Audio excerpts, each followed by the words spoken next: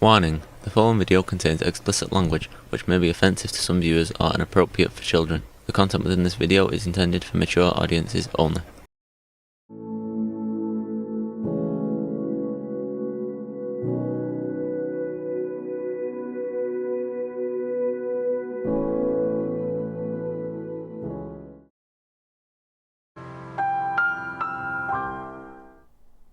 Hello and welcome to this video. I hope everyone is doing all right. I hope everyone is having fun, and I hope the universe is treating you fairly. Today we're going to talk about Stephen King's Never Flinch. This is one of those stories that I really enjoyed. In fact, all of the Holly Gibney stories. Everything starting way back with Mr. Mercedes, where she's first introduced. Finders Keepers. End of Watch. The Outsider, which is more of a traditional Stephen King horror story than the Bill Hodges trilogy, the Mr. Mercedes, Finders Keepers, and End of Watch. Those three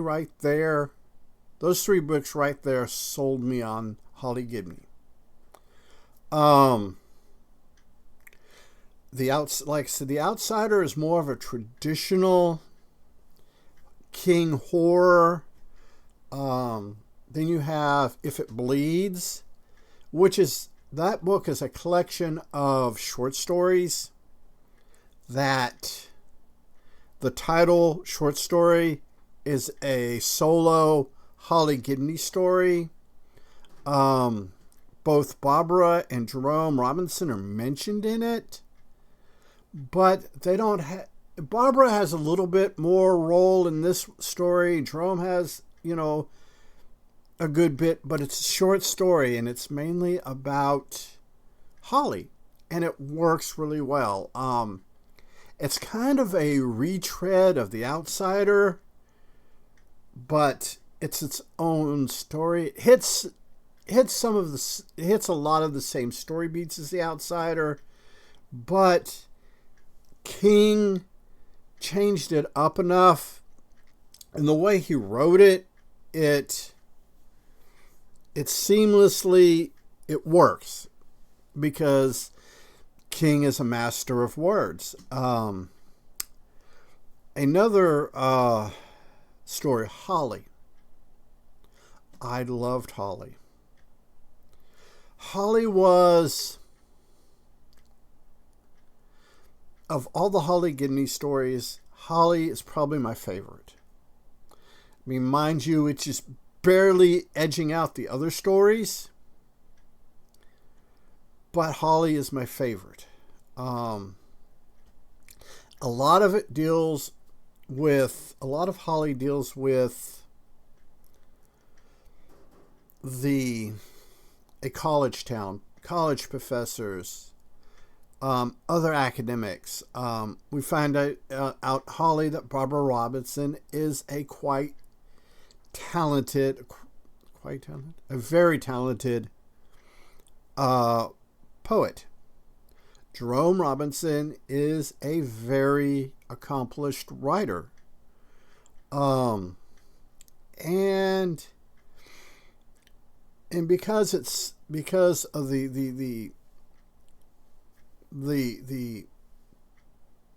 set in a college town. I think the name of it's Buckeye, but it's a fictional town of Buckeye. Yeah, fictional town of Buckeye. Just saw it in my notes. Is a college town. It's not 100% rural, but it's not 100% urban. You've got this mix, which is like Huntsville, Texas. Huntsville, Texas has Sam Houston State University.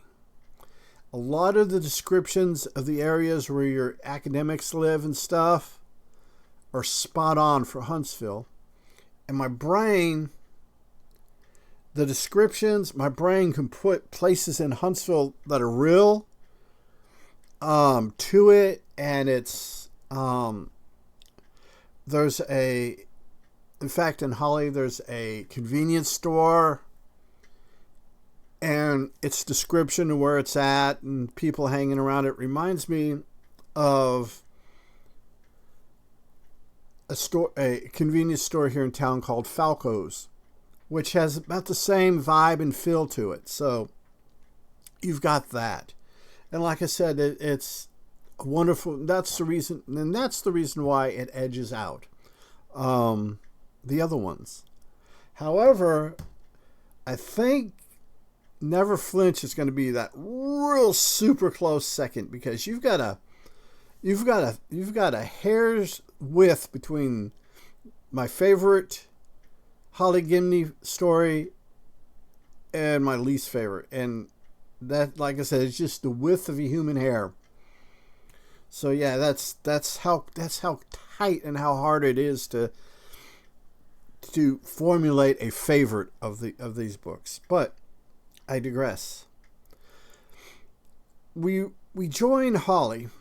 Holly is still doing a lot of the post-COVID, face masks, stuff like that.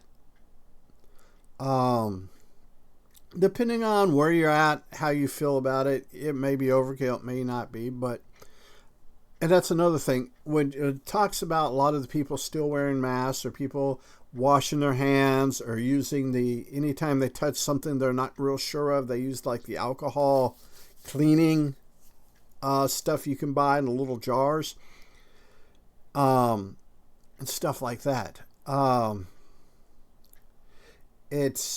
She's still doing a lot of that, and it's brought forward. Now, I don't know if King himself does that or not, but he might, because he is up there in age. He's been giving us wonderful stories since the late 60s, early 70s, and that's preceded with a 19 for you youngins out there. We have the return. In this story, we have the return of course, Holly. We have Detective James, Izzy James. We have Jerome and Barbara Robinson.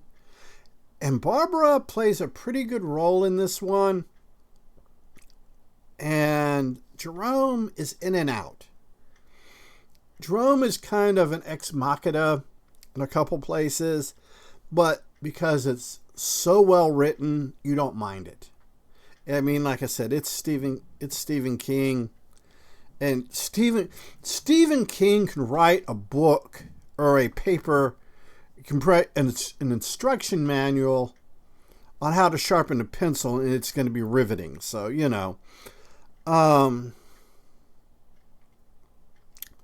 new characters that we have Sister Betsy, or Betty Brady, it's her real name.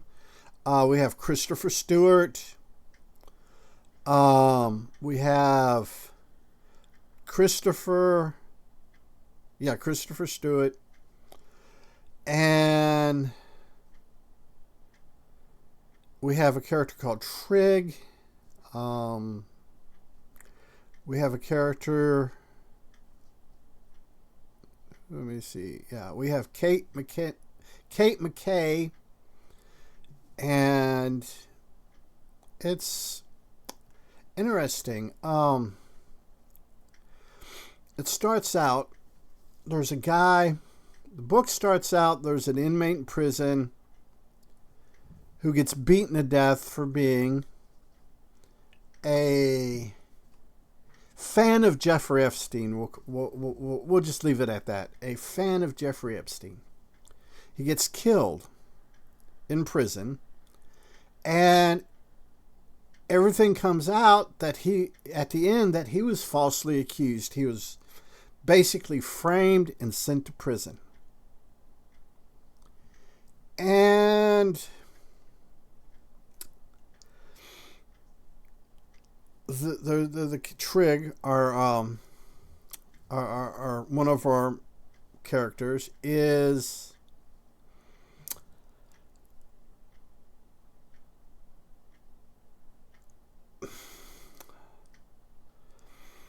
hellbent on making amends.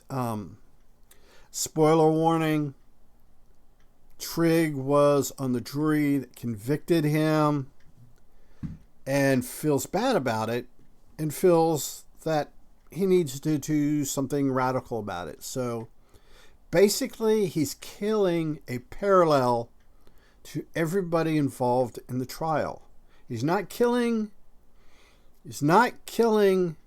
the actual people, but he's killing analogs for the people that sat on the jury. And he's writing letters to the cops, and basically he's telling him, I'm going to kill 11 innocent people and one guilty person, which turns out to be him committing suicide because he's one of the ones that voted to convict.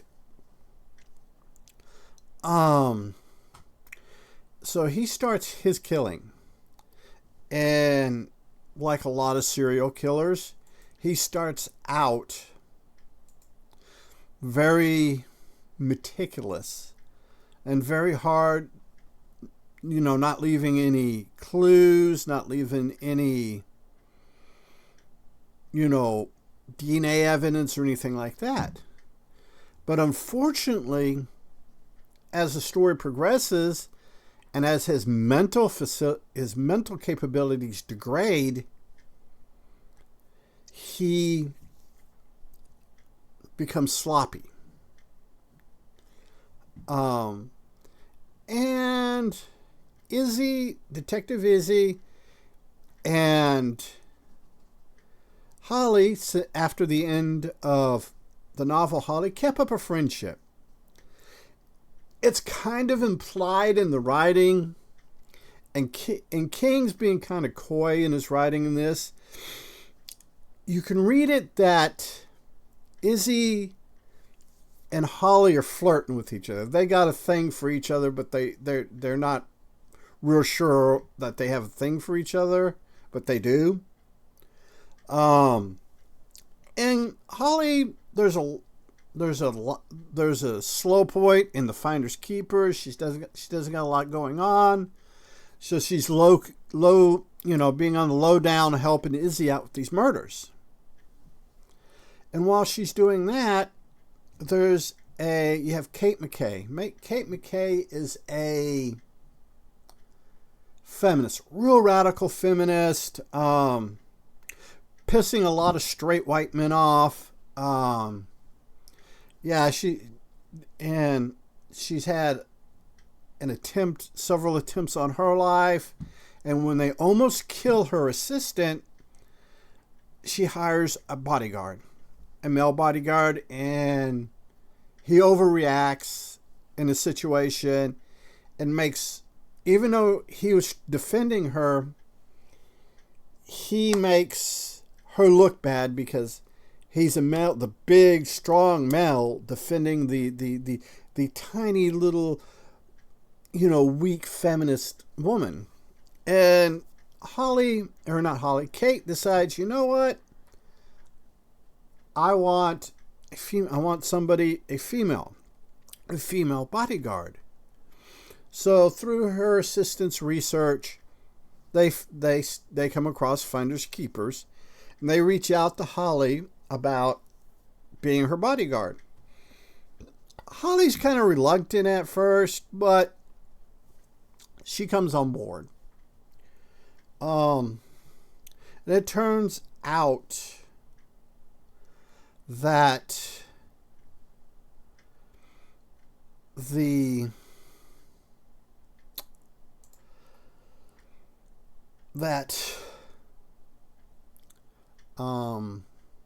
she is being stalked. She's being stalked by Trig. I think I messed it up earlier in the video, but who has a split personality. He's his sister's twin sister, Chrissy, died, and it scarred him because him and his sister were really close. The problem is they were part of a evangelical cultist type church. And when Christopher Stewart started to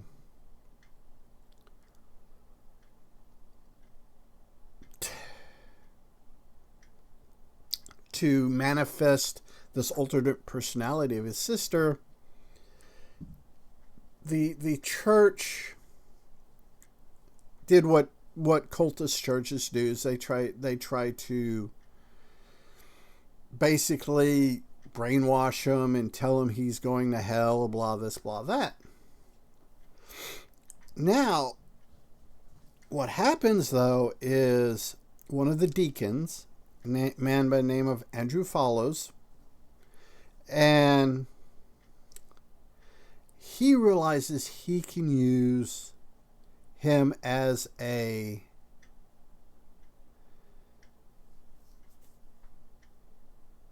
tool for the church to further the church's more radical, violent things, and basically use him as a scapegoat.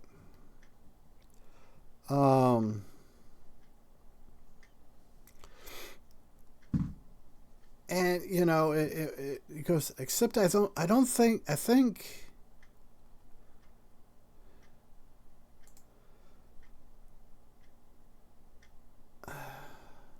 Except I think I wrote this wrong. I think I wrote this down wrong, but okay. I think I wrote this down wrong in my notes, but you have two separate killers, and they're doing their thing. You have basically this man who basically just needs good psychiatric help, but he's being manipulated by the deacon of the church. Then we have this other guy killing these people. Bill Wilson. That's what it was. I wrote my notes hastily and didn't go back and look them over before I started the video. That's on me. But Bill Wilson is the guy killing the juror, the analogs of the jurors. And Trig is the split personality guy. And throughout the story, Holly is low-key helping Izzy while protecting Kate. And everything is going along. You've got the suspense, you've got the drama, you got a couple little jump scares. I would like to see starting with Mr. Mercedes, coming all the way forward through Never Flinch. This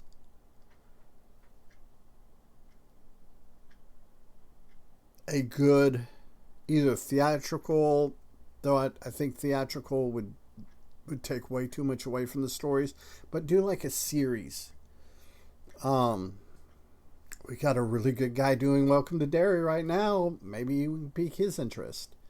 But we get they go through, they're doing their thing. And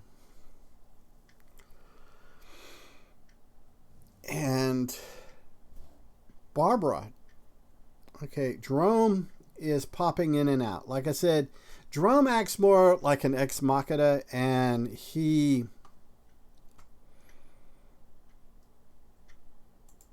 because it's so well written, you don't mind. Now we have Sister Betsy. Betty Brady is her real name. She's kind of a Aretha Franklin type character. She's a singer. She's R&B, jazz, a little bit of rap, you know, just all around stellar performer. She's up there in years, and she's coming to Buckeye to do a concert. And it turns out that Barbara Robinson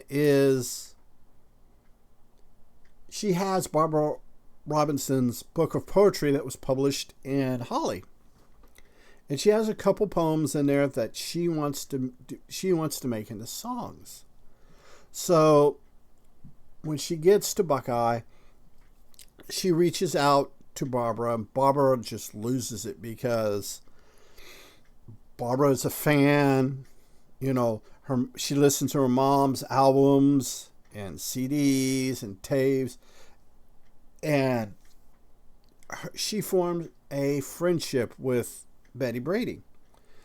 And we get into Betty Brady's backstory. Betty Brady, I mean, you know, she's there. She's been there. Like I said, she's an analog for probably like Patti LaBelle with Aretha Franklin and some of your great jazz singers. And they go into like the 60s and stuff like that, the race riots, and how even traveling as a A-lister star, they had to take certain precautions because of being black. And it's a wonderful fleshing out of a character, which Stephen King does. Regardless of how minor our character is, they're going to get at least 3 or 4 pages of backstory. I mean, he doesn't go Mario Puzo on us, but he gives us these just enough to whet your appetite, to satisfy who is she, why is she here. It all culminates, all the storylines run into each other, culminates. And I don't want to spoil that part because it is just a wonderful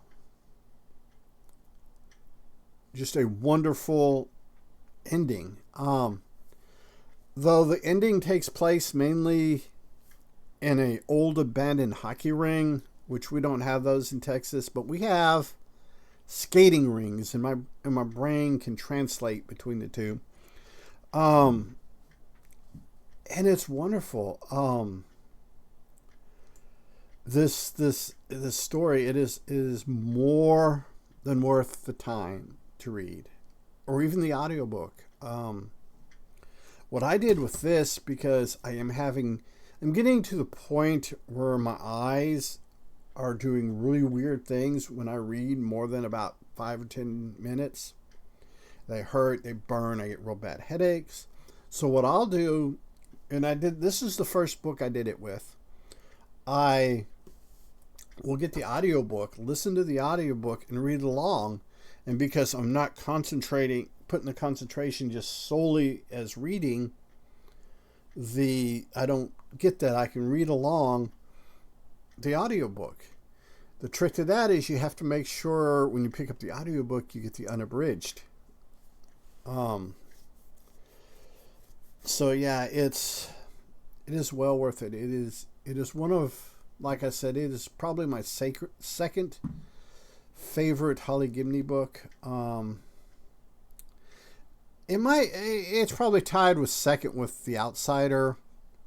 The Bill Hodges trilogy is, I consider that one, because it's a trilogy and each story leads into them, and you don't have to, but it's more fulfilling to read one to the next.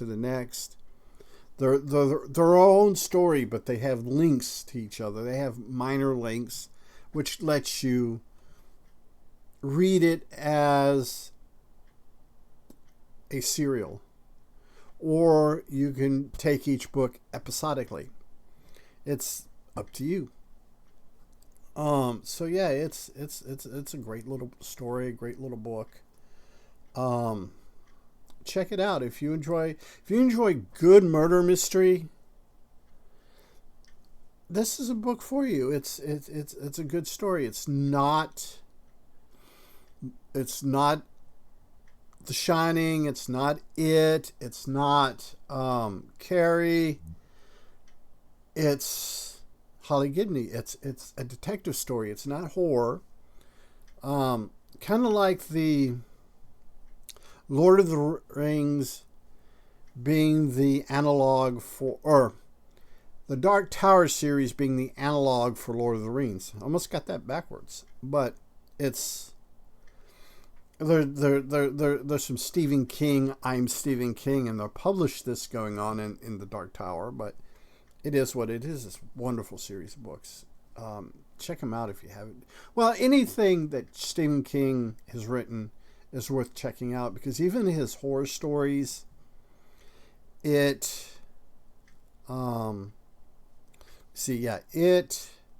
Carrie, The Shining, Pet Sematary, Insomnia, all those books, they're not really scary. If you understand what the supernatural forces are an analog for, and you read them with that in mind, they become more humanist, more about the human conditioning than they are the supernatural, which is something King is just a master at. So let me go ahead and let you guys go get back to doing constructive things. So, and always remember, until next time, be a good human. Be good to other humans. Peace. Hey, it's 10 p.m. Do you know where your children are?